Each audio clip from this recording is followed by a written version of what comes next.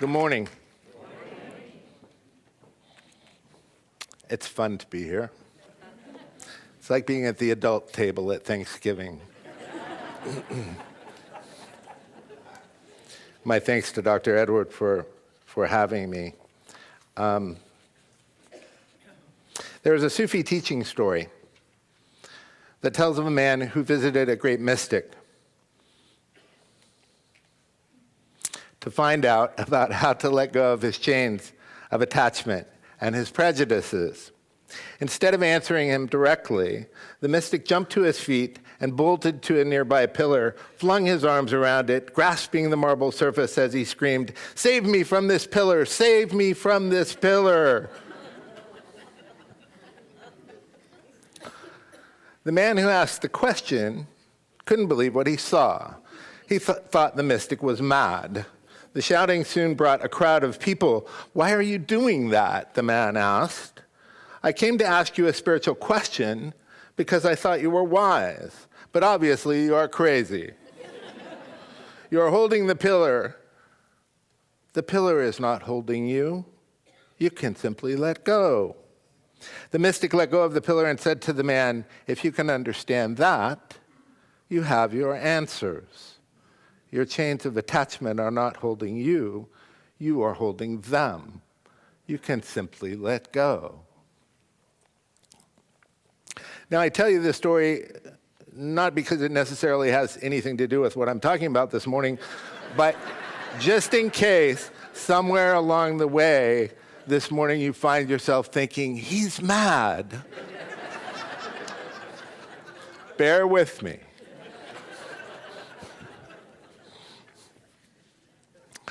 This month, our theme is meditation, and what caught my eye as I was considering that was our affirmation. Do we have that back up? Or not? There you go. You guys look that way. I'll look that way. My peace is found at the heart of God. The heart of God, for me, is found at the very center of my being. The very center of my being, that's what caught my attention. For a long time, I thought that the center of my being was a place, like the center of the earth, you know? And I meditated, and I tried to visualize the center of my being,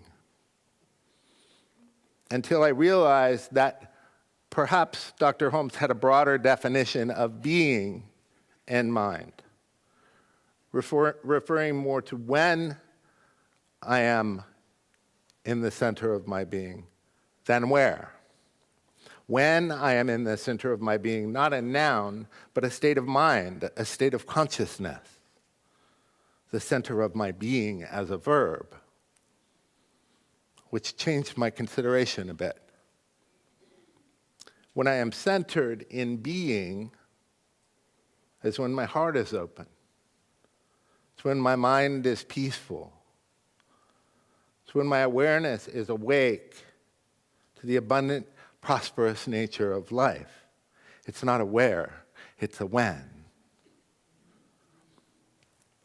And I have learned that my brain is not always in that center of my being consciousness. It can wander pretty far afield, left without supervision, and can generate some pretty wacky thoughts. It can be quite a contrast, actually, this center of my being, centered and peaceful and open and loving. And then my brain, which is thinking.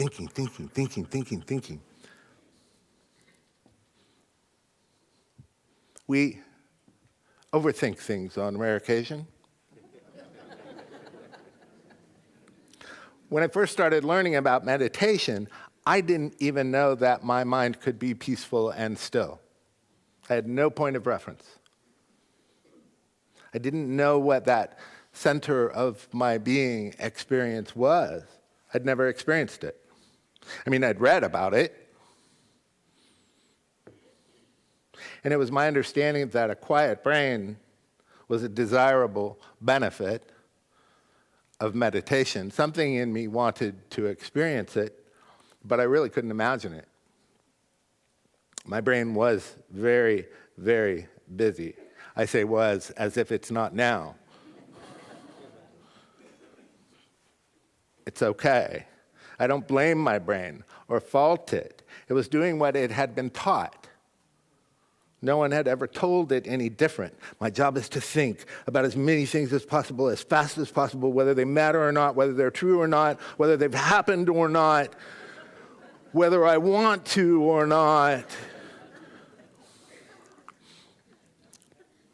It was like a mill up there, round and round, milling every single possibility to a fine powder. I had a whole crew of millers engaged. Full-time, overtime. Peace of mind was not something that I was familiar with as part of my day-to-day experience. And something in me knew that I was missing something. My peace is found at the heart of God. The heart of God, for me, is found at the very center of my being. It says nothing about thinking,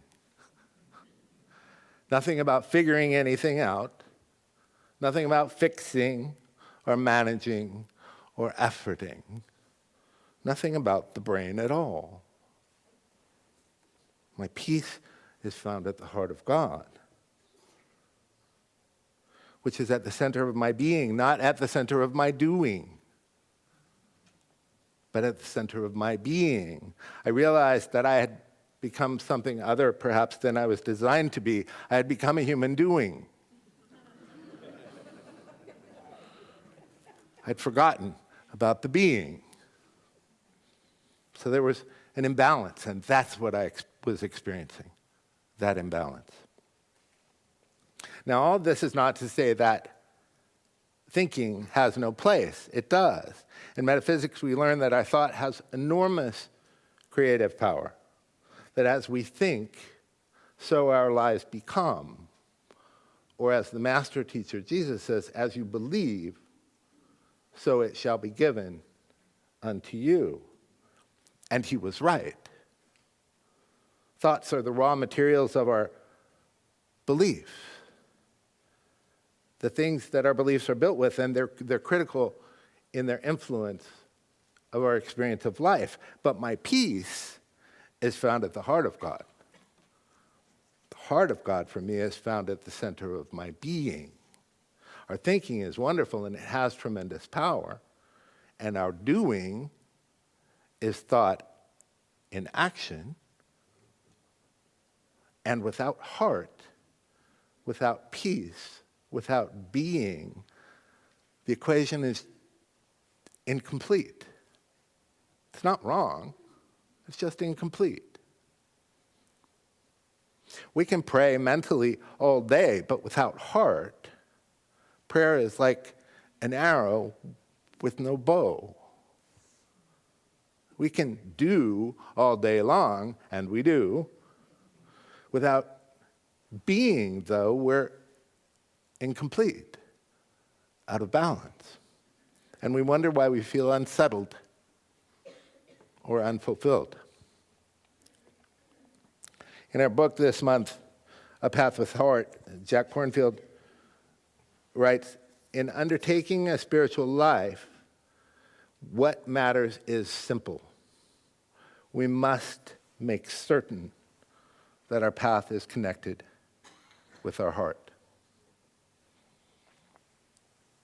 We say it all the time around here. God is love, and love is the greatest power. We'll be looking a lot more at that this afternoon in the workshop. The question is, how well do we practice that and apply it in our daily lives? The spiritual path is not only a mental one. I don't know about you, but I'm fully capable of tying myself into mental knots in a heartbeat. In fact, one of my favorite prayers for myself and for others these days is for peace. peace of heart, and peace of mind. My thinking is, if I have that, I can navigate most anything. See, I used to believe that the brain was at the top of the food chain in my life. See, we're taught that. Figure it out. Think it through. And so my brain informed my heart about how I was to feel. Follow this one. My brain informed my heart about how I was to feel. I've discovered along the way that, in fact, exactly the opposite is true. Do you know that when we are subjected to an outside stimulus, our heart reacts before our brain? Isn't that fabulous? And as I've learned through meditation to quiet the mind, to listen to the voice in my heart, it becomes stronger. Until now, a fair amount of the time, it's my heart that informs my brain how to think, instead of my brain informing my heart how to feel. I love it when y'all go, said something good. That's a good thing. Such is the benefits of meditation, though.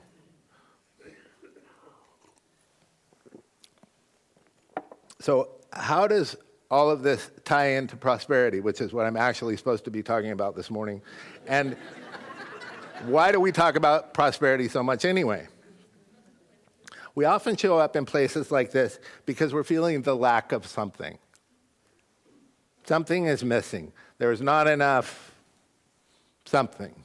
Fill in the blank. Love, money, joy, whatever. Peace. And lack doesn't feel good. In fact, the fear of lack and the fear of loss quite possibly have become among the primary causes of our unhappiness. And our brains begin to tell the story again and again. There is not enough. And the thoughts become beliefs. And the beliefs tell our hearts how to feel. And our feelings become our experience of life.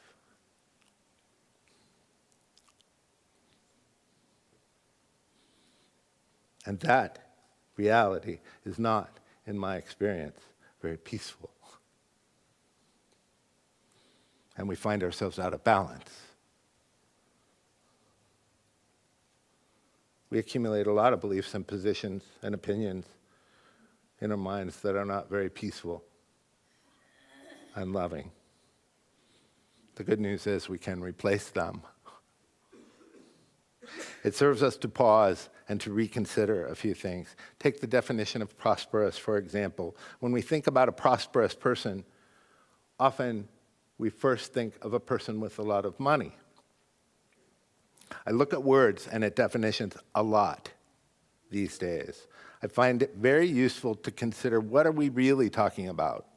Because I'll use a word like prosperous, like love, like God, and assume that you're working with the same definition that I'm working with. Perhaps not. For example, prosperity has a much broader definition now that I have paused to consider it for about 15 years. This is what we do. What do we truly value? What is it to live a prosperous life? We've spent a fair amount of time in this community considering that. What do we truly value and why? My own values and priorities have changed over the years a lot. I still enjoy material abundance. We do like our comforts. But I've discovered that what I really want is to be happy. And I have discovered that happiness is not always to be found in things. In fact, happiness doesn't even require that I be doing anything. I've reacquainted myself with being, and I find that I like it very much indeed. I'm redefining prosperity, and I'm rediscovering some very important things that I had not been taught, that my thinking had overlooked. I've realized now and then that in our pursuit of happiness, it might serve us to pause and be happy.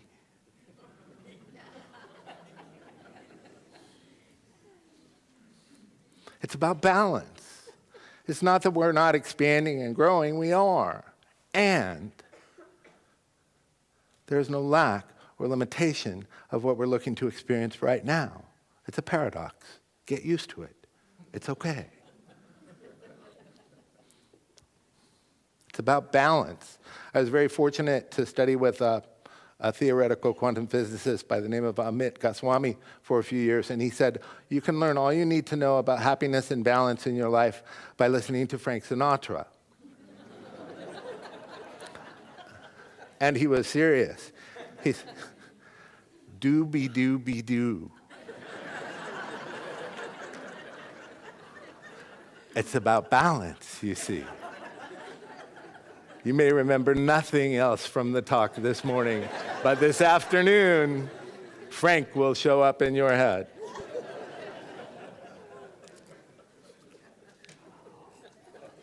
Thank you, Amit. I'm beginning to wonder if the real trouble is lack at all. I'm reconsidering that as well. In this infinitely abundant universe, there is no lack of what Dr. Holmes calls the things that make life worthwhile. Love and peace, joy and beauty, kindness and compassion, awe and wonder.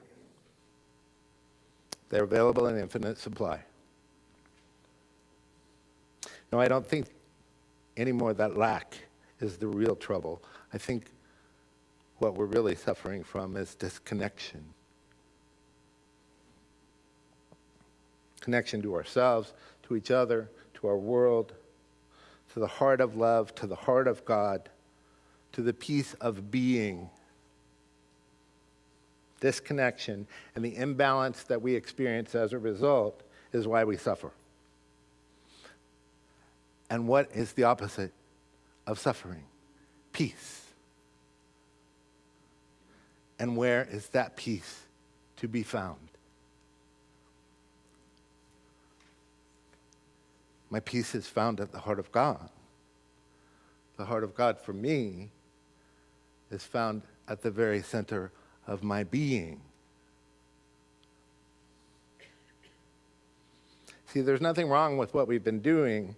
There's nothing wrong with what we are. We've just perhaps overlooked a few things and become imbalanced.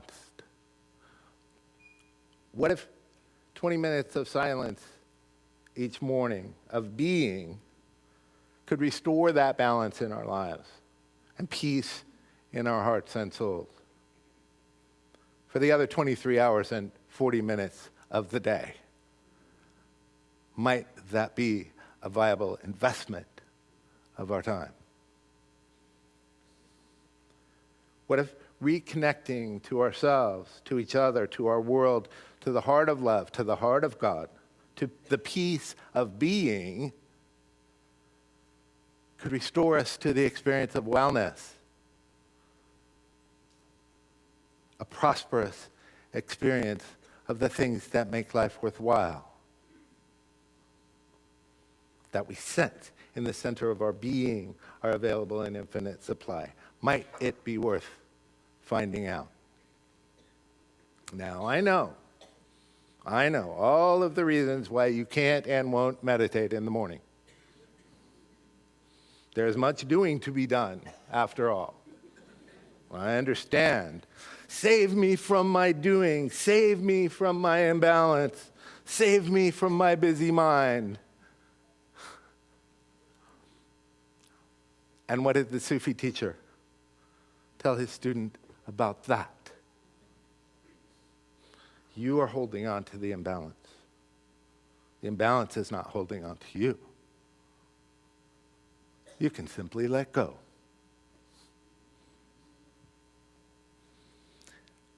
There is in our book this morning a lovely little meditation that the author, Jack Kornfield, says is about 2,500 years old. And perhaps in your morning meditation, because this is the other reason why you can't, I know, I don't know what to do with it. Start here. Simply use this as a place to start. So I invite you to breathe, to be comfortable, to take this in.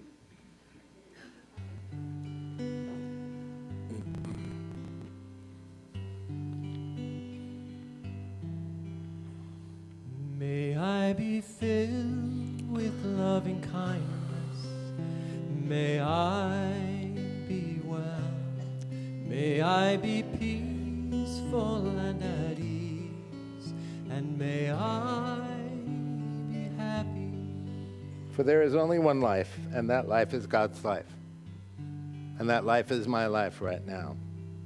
Filled with loving kindness, well, peaceful, and at ease, an infinite supply of good, pouring itself into and through every breath, every moment of my existence. And as I know that to be true for myself, I know that to be true for each person here this morning. May you be filled with loving kindness. May you be well. May you be peaceful and at ease, and may you be happy. And so I claim for myself and anyone who chooses it as their own to be a place where that exists in the world. As we move towards a greater experience of it, we also pause and allow the essential truth of who and what we are, all the space it desires to be. May we be filled with loving kindness. May we be well. May we be peaceful and at ease. And may we be happy.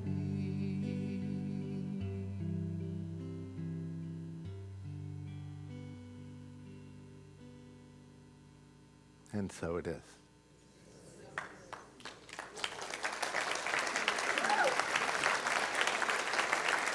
Thank you. Blessed be.